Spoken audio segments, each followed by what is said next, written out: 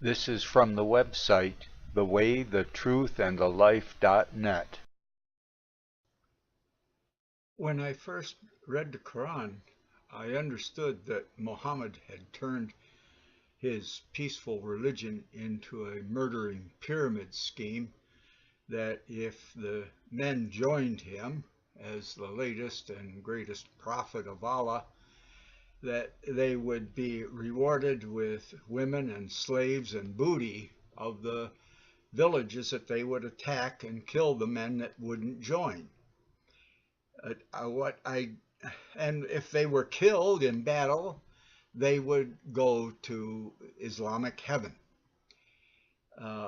So there was rewards either way in this murdering pyramid scheme. And of course, the men could have more than one wife because they were killing men that didn't submit. What I didn't realize is that it is turned into a child sacrificing murder cult. Just watch the videos of reality. I'm not trying to spread an opinion. Judge for yourself. Watch these videos and go view some of your own and see the deception. What Muhammad in the second surah abrogated all those nice surahs, but it's okay to deceive the ignorant and unbeliever. Watch these videos and form your own opinion from the reality that's going on. He's an American preparing to die in Syria. Video uploaded to a social media website which cannot be independently verified purports to show U.S. citizen Moner Mohammed Abu Salha preparing to carry out a suicide bombing. He's believed to be behind a bomb attack on May 25th in Syria's Idlib province, carried out on behalf of an al-Qaeda affiliate fighting to oust Syrian President Bashar al-Assad. When I came to Syria, I had nothing. I had no money to buy a gun and ammunition. Now God granted me all of that and much more. Abu Salha is believed to be the first American suicide bomber in Syria. He was born in Florida and grew up in a middle-class neighborhood about 90 minutes south of Orlando. He is said to be an observant Muslim who liked video games, sports, and Dunkin' Donuts. But now, he says, his life has taken on greater meaning. The most important thing to me is to get God's blessing. God is the best. I love God, whether I will go to heaven or not, because God's love is more important than heaven itself. And as he prepares, apparently, for a suicide mission, Abu Salha says his goal is to, quote, rest in the afterlife.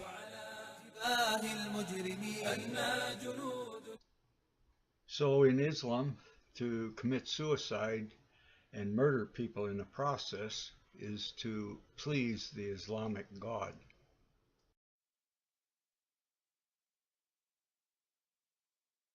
ننتقل الآن إلى ابني الاستشهادية المجاهدة ريم رياشي ضحى ومحمد. ضحى بتحبي ماما؟ طب وين ماما راحت الآن؟ في الجنة. إيش عملت ماما؟ استشهدت. قتلت من اليهود كم قتلت يا محمد؟ كم قتلت ماما من اليهود؟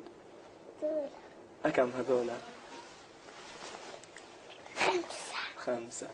تحب ماما؟ نفسك تروح عند ماما؟ طب وين ماما يا محمد؟ الجنة. ضحى تنشدي انت، انشدي لنا شيء، شو بدك تنشدي؟ بسم الله الرحمن تقرأي قرآن.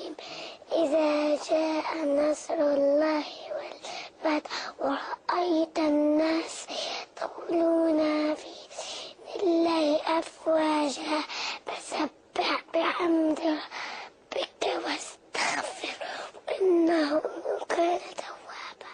صدق الله العظيم. شو بدك تنشدي كمان؟ قرأتي سورة إذا جاء نصر الله والفتح سورة المسد، شو بدك تنشدي لنا الآن؟ مريم. انشدي لنا ومريم.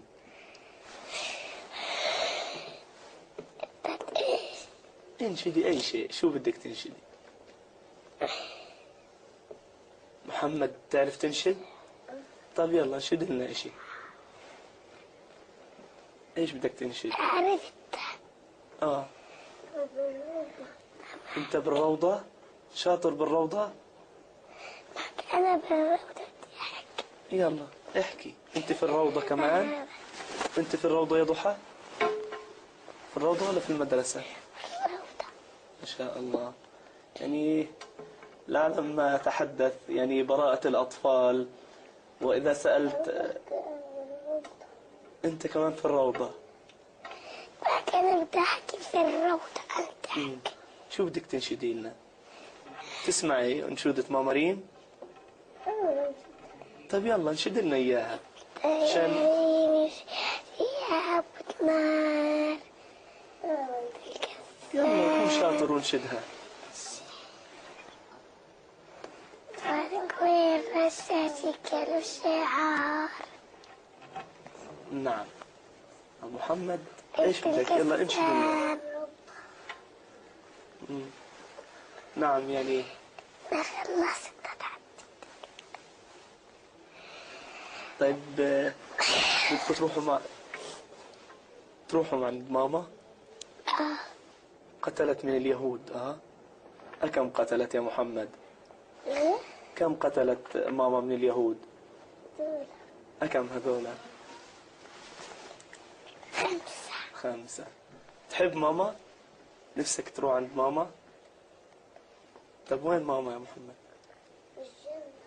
الجنة. That was from official Palestinian television, demonstrating the conditioning of children to praise and respect suicide and murder done by their own mother. When I arrived in Jenin, I knew nothing about anything. That began a period of what I came to think of as show and tell, where people were shown things and told about things. And all of the showing and all of the telling was focused on the victimization of the Palestinian people. The first thing that we were shown were photographs of men's bodies that appeared to have been gouged and pitted, torn. And we were told that this is from torture from the Israelis. But later, in the old city, a boy got blown up, and I was standing at the head of the table when they were trying to clean him, and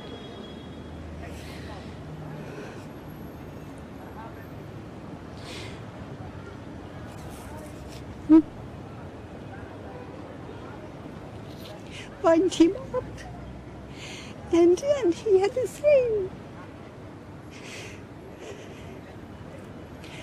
as the people in the photographs. He was torn.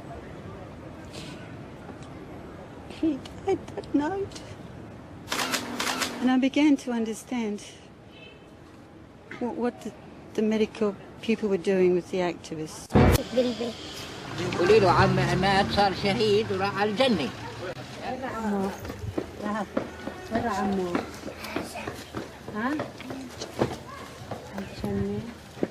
It was one of the male school teachers. He had his little boy with him, and we were walking along, and he said,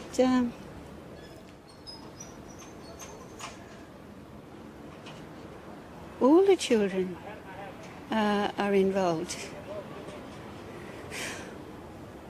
I'm sorry.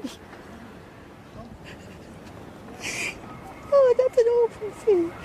All the children, all the boys from 10 to 60 are involved. They're fighters. And I said, but what about their schooling? And he said, well, when they're in school, they're students. when they're fighting. مشان نبقى نتذكر كيف بكوكاو الشباب مثل محمود طوال وابو جبل. شو كانوا سووا هذول؟ بكوا هذول شباب مهندسين، بكوا يزرعوا بوات، وجهوا دبابات. من رجد على الدبابات تعربش. هذيك المرة بمسيرة الشهيد رحنا ندفنوه. كانوا حاطوا وقف الدبابات عشان ايش؟ ما ندفنش الشهيد. هسه دش على الاولاد صاروا راشدوا عليه انسحبن. طلعنا عليه حطينا علم فلسطين وعلم العراق وعلم السرايا. هاي عملها دولة صغيرة، صحيح انها مش كرة ولا بلدي ولا، بس فيها شباب هندسيين يعني بيعرفوا يزرعوا بوات وكيمو، فجروا دبابات وحلوا شرشيرة وكيمو. احنا بدناش سلام، احنا بدناش سلام، بدنا حرب. السلام بدناش اياه. احنا نحكي الشباب اللي استشهدوا من مجزرة مخيم جنين. انتوا ما نسيتوا الشباب اللي استشهدوا؟ كيف ننساهم؟ ننساهم مش احنا. دم الشهيد ننساهوش، يعني شهيد جان عند ربنا، ننساش الشهداء احنا. بنضلنا نقاوم لحتى نستشهد كلياتنا.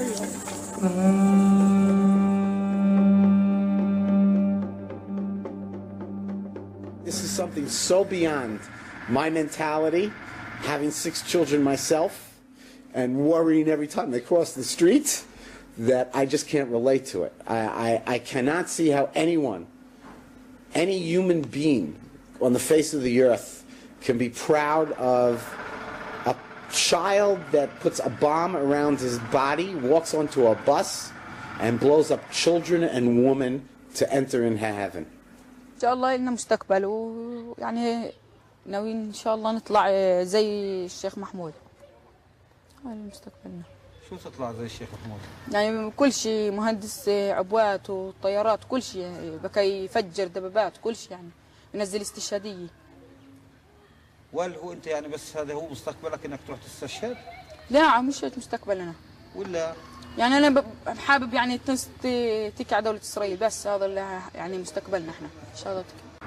This place was for 7.5 years not under occupation. It harbored, according not to Israelis but to international organizations, 3.5 tons of explosives. But no one swing, no one slide, no one playground for the children. And you ask yourself, you have the money, why to use it just for hatred? Why to do that? And then what to use not only the money, you use the humans, the children, to suicide. What kind of a myth is that? It's the mythology and the energy generated by that mythology. It's a very powerful energy. Let's be more specific here, more than just saying a mythology. It's a suicide cult. It's a murder cult. It's a child sacrificing cult. And it's particularly powerful because of the children. It's almost like virgin sacrifice.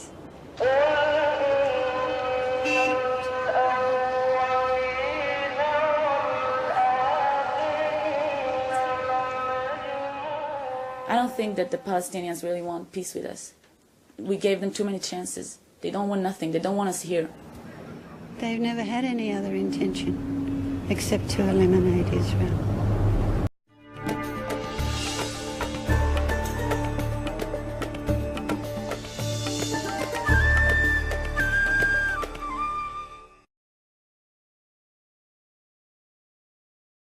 إيمان، أنت بنت الشهيد نضال. طيب شو بتعرفي أو شو المساهمات اللي فعلها والدك من أجل تحرير القدس؟ صنع الصواريخ. صنع أول صاروخ روان وسمي بالصاروخ القسامي، صح؟ أنا كنت معاه. طيب أيام ما كان يصنع الصاروخ كانت ستك معه؟ لا يعني كانت قصدي يعني تشجعوا على هذا العمل ولا؟ أكيد. أكيد. طيب يا إيمان، بتفتخري إنه ستك هي أم نضال فرحات؟ نعم. أكيد. وبتفتخري إنه أبوك شهيد؟ نعم. طيب أنت حابة تكوني على نهجهم؟ نعم. جنان، قلت لي بأنه الأم العظيمة أم نضال فرحات قبل وفاتها رأت أبنائها صحيح في المنام. حدثيني عن هذه الرؤية. هي يعني وهي في مصر كانت يعني خلص آخر فترة تعبت. هي كانت في مصر قبل أن تأتي إلى هنا صحيح؟ نعم نعم. هي كانت يعني سبحان الله هيك كانت حاسة حالها بدها تتوفى، وهي كمان يعني رأت أولادها الشهداء يعني في المنام جايينها بدهم يعني ياخدوها، هم مشتاقين لها كتير وهي كمان مشتاقة لها. وكمان عماد عقل رحمة الله عليه، الله يرحمه يا رب، آمين. برضو إجاها في المنام قبل يوم ما تيجي يعني على غزة، يعني بده إياها تيجي عندهم.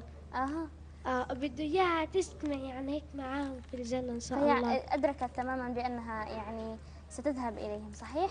نعم. فقالت لخالي بدي أروح خلاص على غزة أنا. يعني لا تريد أن تكون في مصر حتى إن توفى الله عز وجل تكون في مصر يعني في أرضها. وأيضا أنا علمت بأنها أصرت أن يعني تفارق الحياة على فراشها صحيح؟ نعم. دائما الوعد إلى كل الأمهات والبنات والأخوات المسلمات، إن الأقصى ينتظر منكن جيل الزحف القادم إن شاء الله تعالى، فلا تبخلن في القادة ولا تبخلن بالجنود ولا تبخلن بعشاق الشهادة. إن الأقصى ينتظر منكن جيل الزحف القادم إن شاء الله تعالى، فلا تبخلن بالقادة ولا تبخلن بالجنود ولا تبخلن بعشاق الشهادة.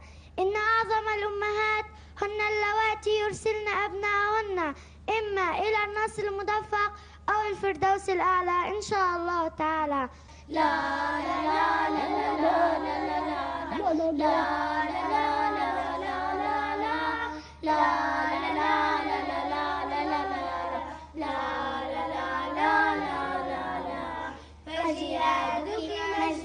وفخار حين مضيت استشهادية، فجهادك مجد وفخار حين مضيت استشهادية.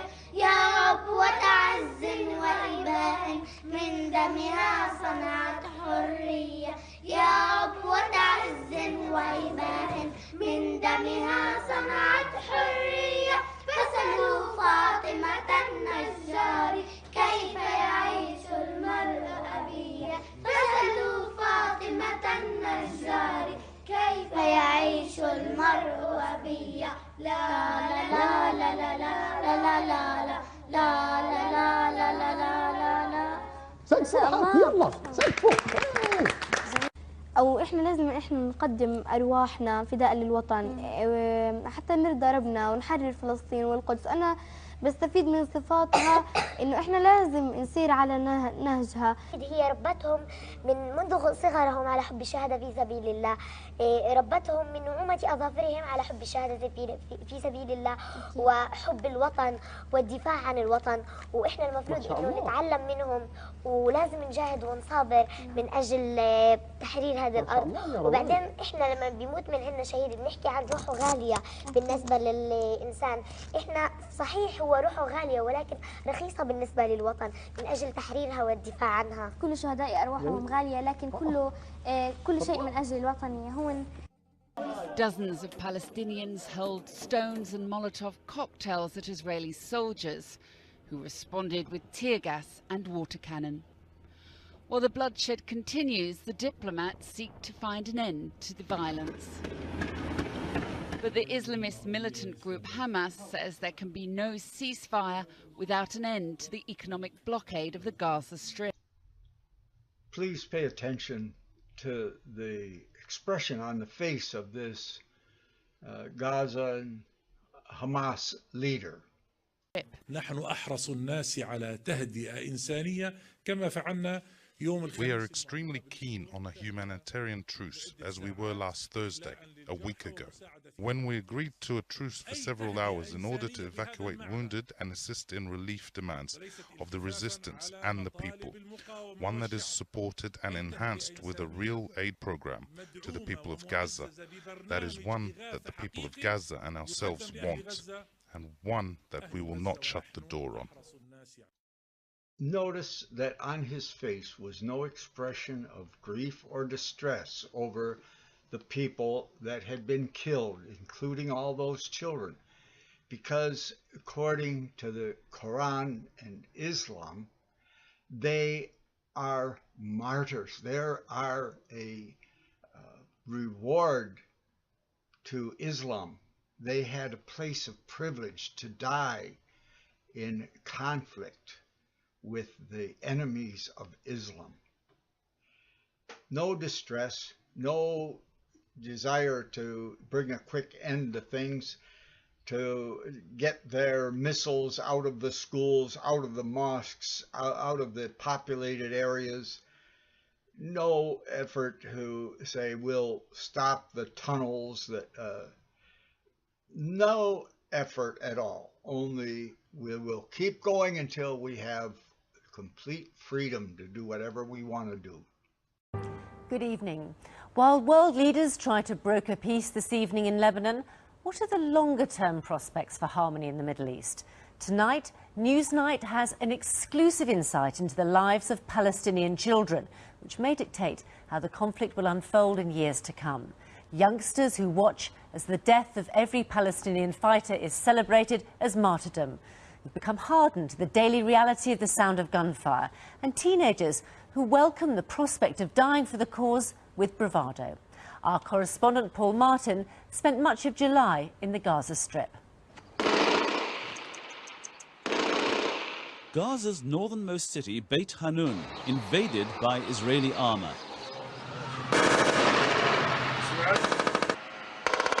We're watching the battle unfold from the stairwell of a block of flats occupied by Abu Nassin al-Masri. He used to work inside Israel and says he still has Israeli friends who phone him up, but he's not encouraging his children to think in the same way. Is he afraid or not? He's not afraid. He's not afraid? Not afraid. Why not? Because every time he listens to the bombing Israeli, and this gave for the Israeli people, this a child, when he a big man, not like the Israel. How many children have you got? 4 women I have. 4 women? Yes. How many children? 54. 54 children. I need to interrupt to add, this just reinforces what the Turkish general said and what's going on in Russia. We don't have to take Europe by jihad. We're going to ride the democratic bus. Look what's happened in Libya. Look what's going on in Turkey. When this cult gets a hold of a society, they can win any election. No problem. Now, there's a problem in Saudi Arabia because the jihadists are against the British established royal families there. They are the enemies of the royals. That's why the royals are actually helping the Jews now. But and there are some sane people in the Islamic countries, and like in Egypt, that have not been raised in such ignorance as many of them are. The Muslim Brotherhood and that blind sheikh that tried to blow up the Twin Towers before, it came out of the medical university there. The same as the young Turks that murdered the Armenians, that was born in the medical university in Turkey. And just like in Nazi Germany, was the German psychiatrists and doctors that built the the camps to exterminate. They were exterminating their patients, and just added communist and Jew to the checklist of why they were being exterminated. But let's get on with it. Oh, let me not forget to add, the largest Nazi army unit was Muslim. And the problem Russia had was Muslims were flocking to join Hitler's army because he was killing Jews.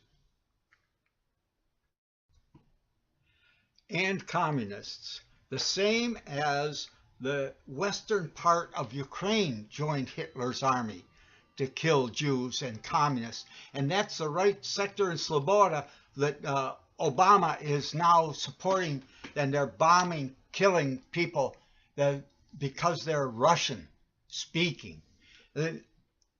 Kiev in history was the capital of Russia. They moved it to Moscow to get away from the Muslims and the German invasions. They're the same people on both sides of the border. Where I live over there, they're crying. Their relatives are being murdered. Some of them are Ukrainian and some are Russian. There's no difference. Wow, and this is some of them. With the Israeli tanks outside, a few of Abu Nassim's children pass the time away by imitating what they know.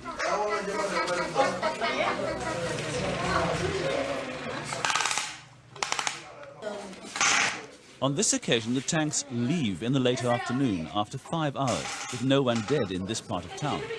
But for all too many Gazan children, the desire for armed struggle against Israel is bred in the bone. Ever since the Second Intifada erupted in late 2000, children have become both fighters and powerful symbols of propaganda. These pictures of 12-year-old Mohammed Dura cowering alongside his father in a hail of gunfire moments before his death were some of the most potent.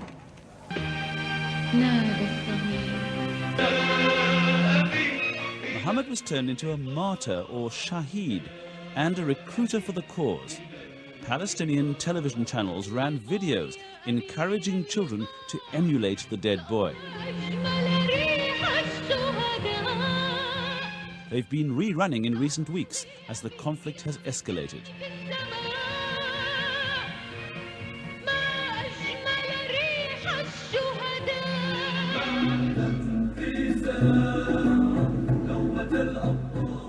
Much more than playthings, real guns in the hands of kids being prepared for future conflict.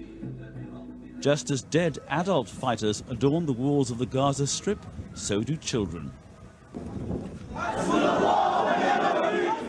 5-year-old Mohammed Aman died when an Israeli missile struck a car carrying senior fighters from Islamic Jihad.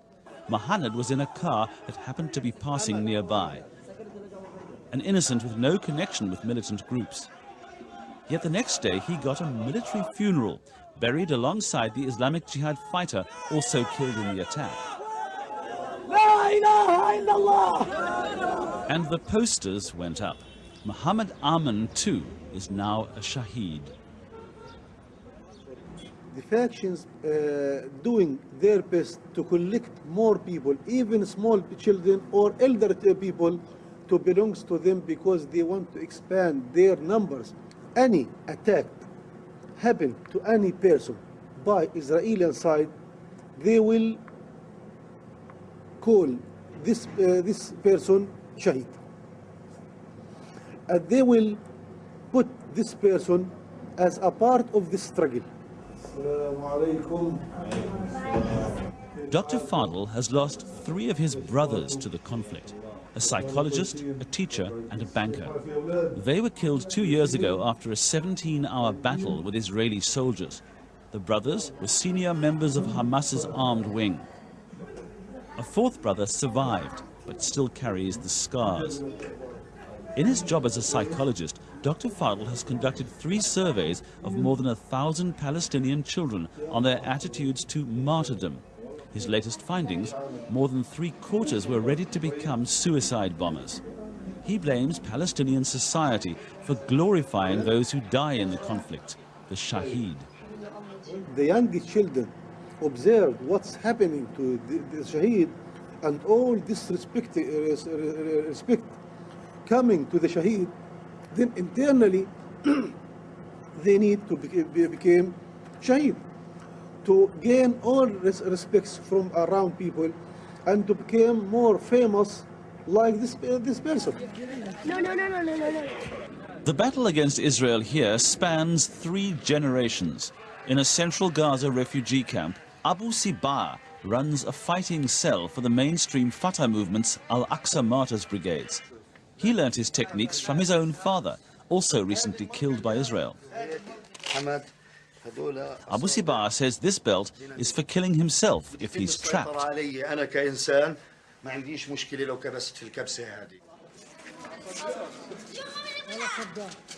And on the street outside his home, it's easy to find eager new recruits. If they don't give us our rights, we'll make our martyrs group carry out operations. This is not new. It's been going on ever since Muhammad started this pyramid scheme. At first it was peaceful and he had nice surahs. Even Jesus was in there, is in the Koran making mud birds and blew on them and they flew away, even though that false gospel of Jesus also killed 2 of his friends, one for making the water muddy and another one for bumping into him. It's the infancy gospel of Thomas that Muhammad quoted from in the Koran. But Jesus was not the Christ. He was just a lesser prophet. Well, everything was going along fine. Muhammad was praying towards Jerusalem, and his own Arab polytheist tribe attacked him. And he moved out with his people, and then he started the pyramid scheme. Anybody who wouldn't submit to his army was declared infidel to be killed, and their women and children and booty taken. And if the soldiers were killed, they went and had their reward of virgins in heaven. He built an army in this way. The men that would submit to him were allowed to live. They could join the army. And he built an army. And he come back to fight his own Arab tribe. And there was a Jewish tribe there that did not help him. He personally beheaded 600 of them. And he changed from praying towards Jerusalem to praying towards Mecca. And he had the surah of abrogation, where all the nice things that he had said, Allah can bring something better. And he personally beheaded over 600 men in that Qurayza tribe, the Jewish tribe that didn't help him. And in the Quran it says their Jews are apes and pigs. Now don't misunderstand, they're still people of the book and have been used many times. When 700 years that Islam ruled Spain, beheading Christians and demanding that they give so many virgins every year for the harems in North Africa, there were only a few Muslims in Spain. The Jews were their rent collectors, their enforcers. And after the 1492, the Visigoths finally pushed after 700 years of this beheading and building this, oh, look at this mosque, look at, isn't Islam the greatest in the world? They build the highest this, and they've got more little marks to make an alphabet. They didn't have the alphabet when Muhammad was alive. They had to invent it to overcome the Persians who were writing the Quran, that were intellectual and had a written language. But going back to this, it's the same. Roma have helped the Muslims in some cases. That's how the Kurds got involved. First they were slaves, forced into the army of Muslims. But so here, all these Jews for 700 years had been people of the book and had been the enforcers and rent collectors and the educated people to be doctors and enforcers.